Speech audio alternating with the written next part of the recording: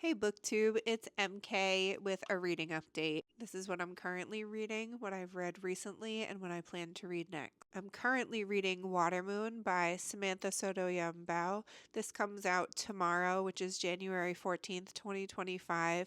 It's fantasy that is one of the dreamiest books I've ever read. This book is so beautifully written, I feel like I could just tab the whole thing with quotes. Watermoon is about a father and daughter who own a pawn shop that is magical. People think that they're walking into a ramen shop, but if it's the right time in their life, they're transported to this pawn shop instead, where they have the opportunity to exchange a past mistake or regret, and they can go back to their lives having forgotten the whole experience and have the mistake erased. This reads like a dream sequence, and some of the imagery is the most creative that I've read.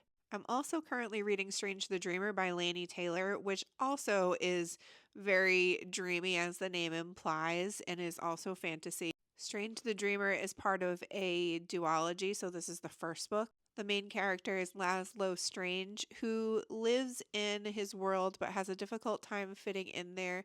He's always has his head in the clouds and is living in a dream, and he's remembering this forgotten land that he used to know, that everyone used to know. He cares about it way more than anybody else, though. This reads like an epic poem or something. It's so beautiful. Strange the Dreamer is also YA fantasy. And I'm reading Penitence by Kristin Koval, which was given to me by Celadon. I'm doing a buddy read with some other Celadon readers over on Bookstagram, and it's a murder mystery that really reads like lit fic, but it's been fun to pause with the different chunks of characters and talk to the group about our theories for what's going on with the mystery. There's interesting commentary on mental health and the injustices of the justice system in the US. So that's what I'm currently reading, and I recently read 11/22/63 by Stephen King. This was a read for my in-person book club. It's classified as horror, which I didn't realize going into it. I thought it was sci-fi with a touch of historical fiction, and it is that because there is time travel. It is about the assassination of JFK, but there is that horror element that I wasn't anticipating, and it was actually like more grotesque than I thought it would be because I wasn't ready for that. So I think that's important to know going in. I do read horror, but I just wasn't ready for it, I guess.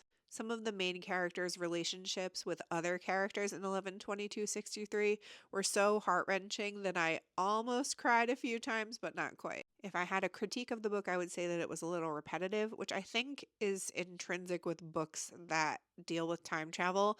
But on top of that, the writing style was a little repetitive. So the book is really, really long. The audiobook is 30 hours long, and it doesn't need to be that long, but it was beautiful in a lot of different points, and it really does make you think. 11/22/63, Strange the Dreamer, and Penitence all bring up the butterfly effect in one way or another, so I've been thinking about that a lot recently because of the books I've been reading. I'm so excited for my next read, which is The Forgotten Kingdom by Signe Pike. I just read The Lost Queen, which is the first book in the Lost Queen trilogy. This one is the second book. I loved that book so much. It reminded me of a combination between Lady Macbeth by Ava Reed and the Gale Song trilogy by Shauna Lawless. This is historical fantasy about the year 500-ish, and it includes Arthurian legend. The main character in this is the twin sister of the historical figure who inspired Merlin. So it's really cool.